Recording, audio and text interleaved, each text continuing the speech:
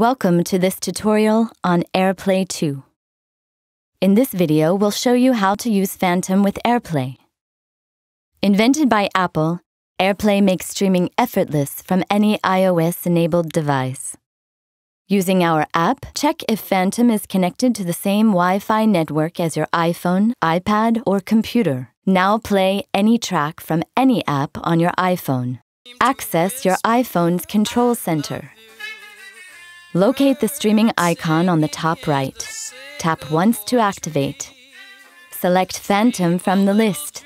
AIRPLAY is ready to roll. You can also create a multi-room setup between Phantoms and other AIRPLAY 2-enabled speakers directly from your iPhone's control center.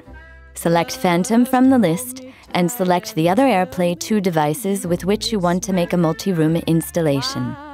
You can control the volume of each room individually, as well as the volume of the entire system.